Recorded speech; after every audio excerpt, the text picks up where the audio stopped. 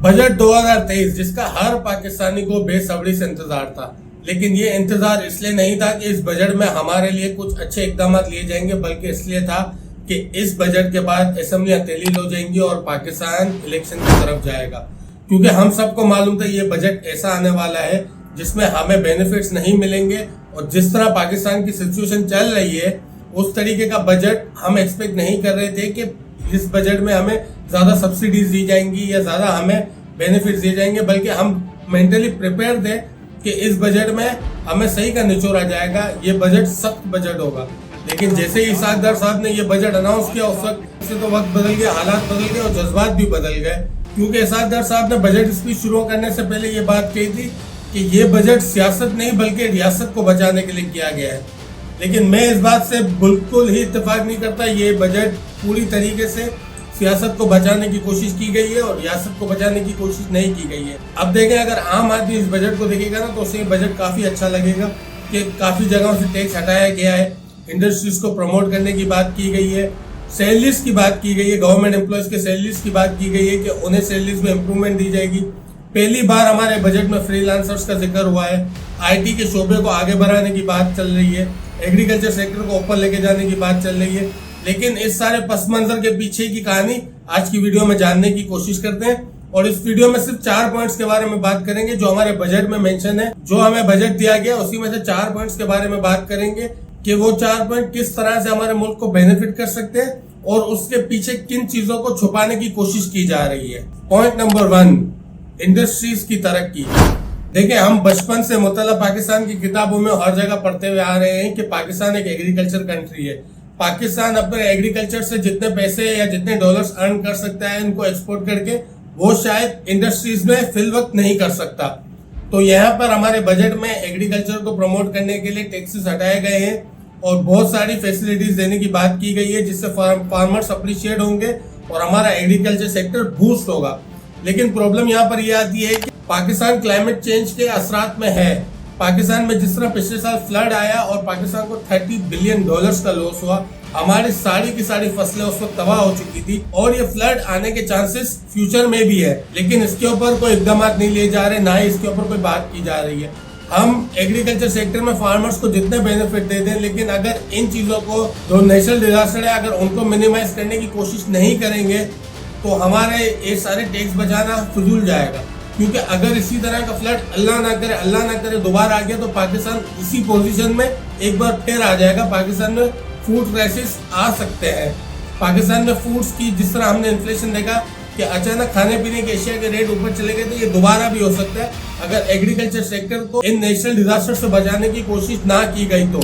दूसरी बात, पाकिस्तान में पहली बार फ्रीलांसर्स को रिकॉग्नाइज किया गया है। जो बच्चे घर पर बैठकर डॉलर्स में अर्न करते हैं उनको रिकॉग्नाइज किया गया है, उनको पाकिस्तान के टैक्स बेनिफिट्स में डाला गया है, उनके ऊपर पाकिस्तान में एक गोशवारा भी बनाया गया है। लेकिन मेन प्रॉब्लम उनका ये नहीं है। मेन प्रॉब्लम उनका है बैंक में अकाउंट खुलवाना और अपने डॉलर्स को आसानी पाकिस्तान मंगवाना। जो बच्चे फ्रीलांसर का काम करते हैं वो अपना अकाउंट बैंक में नहीं खुलवा सकते क्योंकि इस चीज का कोई क्राइटेरिया ही नहीं बना हुआ।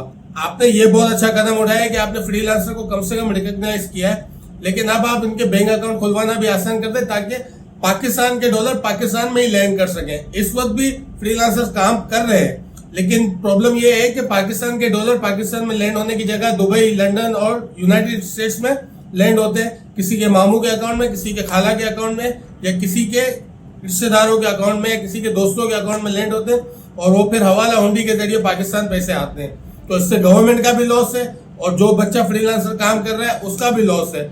लेकिन अगर इसी चीज को आसान बना दिया जाए, पाकिस्तान के डॉलर्स को लैंड करना आसान बना दिया जाए, तो ये बहुत अच्छा सेक्टर है जहां से पाकिस्तान अच्छे खासे पैसे कमा सकता है और पाकिस्तान अच्छे खासे डॉलर्स बना सकता है। पॉइंट नंबर 2, ओवरसीज पाकिस्तानियों के मजे। इस बजट में ओवरसीज पाकिस्तानियों को हम कैसे भूल सकते हैं। फिलहाल तो हमें सबसे ज्यादा जरूरत ओवरसीज पाकिस्तानियों की है जिनके पास पैसे हैं और वो पाकिस्तान में इन्वेस्ट कर सकते हैं। इसीलिए उनकी इन्वेस्टमेंट को अप्रिशिएट करने के लिए पाकिस्तानी ओवरसीज अब अपनी प्रॉपर्टी बगैर 2% टैक्स दिए खरीद सकते हैं। इससे पाकिस्तान में इन्वेस्टमेंट आएगी। बाहर के लोग जो हमारे पाकिस्तानी वो पाकिस्तान में प्रॉपर्टी आसानी से ले सकेंगे और वो पाकिस्तान में इन्वेस्ट करेंगे। लेकिन उसमें भी सबसे बड़ी प्रॉब्लम ये है कि इन्वेस्टमेंट ऑफ रिस्क अभी भी मौजूद है। जो ओवरसीज पाकिस्तानी बाहर हैं और वो पाकिस्तान में इन्वेस्ट करना चाहते हैं, लेकिन वो पाकिस्तान को रिस्क इन्वेस्टमेंट नहीं समझते। वो यही समझते हैं कि पाकिस्तान में इन्वेस्ट करना उनके लिए रिस्की है, उनकी प्रॉपर्टी या तो जब्त हो सकती है या हजारों और मसले हो सकते हैं। आप अगर ये 2% टैक्स हटा भी रहे हैं, ओवरसीज इन्वेस्टमेंट इतनी ज्यादा अप्रिशिएट नहीं होगी जब तक आप अपने मुल्क से रिस्क हटाएंगे, और ये रिस्क उसी वक्त हटेगा जब पाकिस्तान में पॉलिटिकल स्टेबिलिटी होगी। लेकिन वही बात है, पॉलिटिकल स्टेबिलिटी की कोई बात ही नहीं कर रहा। पाकिस्तान में अगर ओवरसीज पाकिस्तानियों के लिए टैक्स हटाया भी है तो भी वो इन्वेस्टमेंट क्यों करेंगे जब उनको पता है पाकिस्तान एक पॉलिटिकली स्टेबल कंट्री नहीं है। और दूसरी बात ये की गई है कि जो ओवरसीज पाकिस्तानी पाकिस्तान में $50,000 से ज्यादा सालाना भेजेंगे उन्हें एक एक्स्ट्रा बेनिफिट दिया जाएगा। ये सारे जो पॉइंट्स हैं, ये जो सारी जो गेम प्लान बनाई जा रही है बजट के जरिए, वो एक्चुअली डॉलर्स के लिए बनाई जा रही है, क्योंकि पाकिस्तान में इस वक्त डॉलर्स की डिमांड बहुत ज्यादा है और पाकिस्तान के पास डॉलर्स है नहीं। तो ये सारी स्कीम्स उसी लिए बनाई जा रही है कि ओवरसीज पाकिस्तानी इस चीज से अप्रिशिएट हो और पाकिस्तान में इन्वेस्टमेंट करे, जिसके जरिए पाकिस्तान में डॉलर्स आना स्टार्ट हो जाए। पॉइंट नंबर 3, लोन्स पर लोन। ये इस बजट का सबसे खतरनाक पॉइंट है जो मुझे लगा, क्योंकि इसमें जनाब इसाक डार साहब ने ये कहा है कि इस फिस्कल ईयर में पाकिस्तान $25 बिलियन का कर्जा और लेने वाला है। $25 बिलियन मतलब पाकिस्तान का मजमूई कर्जा $155 बिलियन पर पहुंच जाएगा। अब देखिए, कर्ज लेना कोई बड़ी बात नहीं है, या कर्ज लेना कोई गलत बात भी नहीं है। दुनिया के बहुत सारे ममालिक कर्ज देते हैं, बहुत सारे ममालिक बोरोइंग करते हैं IMF के जरिए किसी और कंट्री से अपने बॉन्ड्स के थ्रू। लेकिन प्रॉब्लम ये है कि वो उनको पे करने की भी कोशिश करते हैं। हमारे यहाँ पे हम लोन लेते हैं, लेकिन लोन का इंटरेस्ट पे करने के लिए भी हमें लोन लेनी पड़ती है, क्योंकि हम अपनी तरक्की के बारे में नहीं सोचते। हम डॉलर्स को पाकिस्तान में लाने के बारे में सोच रहे हैं, लेकिन डॉलर्स कमाने के बारे में नहीं सोच रहे।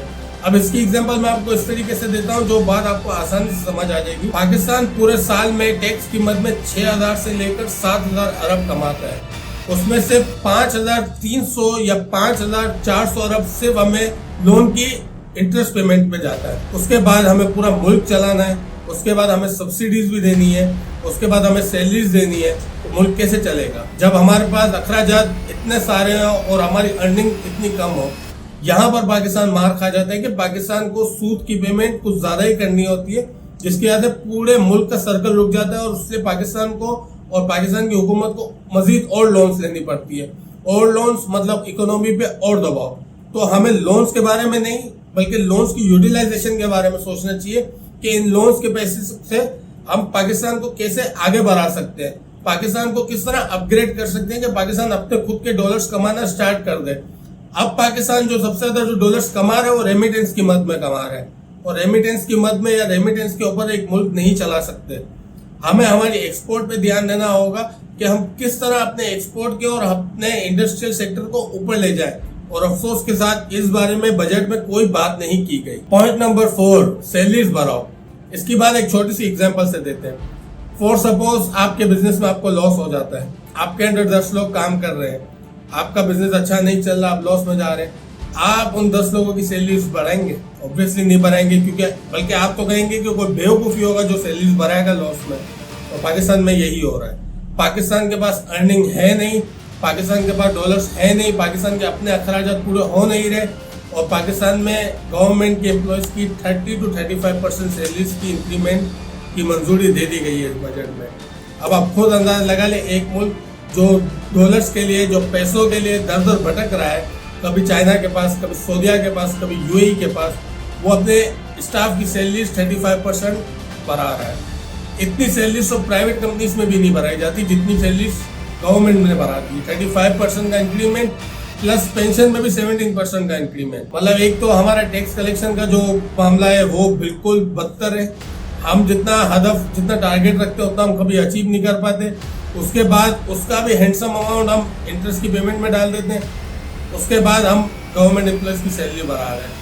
मतलब हमारे मुल्क में जो लोग टैक्स भर रहे हैं उनके पैसे आप कहाँ यूटिलाइज कर रहे हैं, आप खुद देख लें। देखिए, गवर्नमेंट एम्प्लॉयज से हमारा कोई मसला नहीं है, गवर्नमेंट एम्प्लॉयज भी काम कर रहे हैं तो उनकी सैलरीज बढ़नी चाहिए। लेकिन आप यहाँ से अंदाजा लगाएं कि जब हमारे मुल्क को पैसों की जरूरत है तब ये चीजें क्यों करनी है। ये एक तरीके से वेस्ट ऑफ मनी है। आप उनकी सैलरीज को थोड़े टाइम स्टॉप भी कर सकते हैं, क्योंकि उनके पास अलाउंस, सबको पता है उनके पास अलाउंस बहुत ज्यादा होता है। लेकिन पाकिस्तान से होप हम सबको है कि पाकिस्तान इन मुश्किलात से बाहर आकर बेटर परफॉर्म करना स्टार्ट करेगा और पाकिस्तान की आवाम एक दिन खुशहाल जरूर होंगी। ये सब होप लगाकर बैठे हुए, क्योंकि पाकिस्तान में हर बंदा अपनी तरफ से अपना घर चलाने के लिए मेहनत कर ही रहा है। अब गवर्नमेंट का काम है कि वो पाकिस्तान को किस तरीके से बेहतर बनाने की कोशिश करती है और पाकिस्तान की आवाम के बारे में कितना कुछ सोचती है। और सिर्फ पाकिस्तान की आवाम ही नहीं बल्कि चाइना और सऊदीया वो भी ये एक्सपेक्ट करते हैं कि पाकिस्तान एक अच्छे ट्रैक पर है, क्योंकि पाकिस्तान उनका एक बहुत स्ट्रॉन्ग एलाई है। अगर पाकिस्तान अच्छा परफॉर्म करेगा तो चाइना और सऊदीया को भी बेनिफिट होगा कि उनके पार्टनर्स भी स्ट्रॉन्ग हो रहे हैं। आज की वीडियो के लिए इतना ही, बहुत शुक्रिया, अल्लाह हाफिज।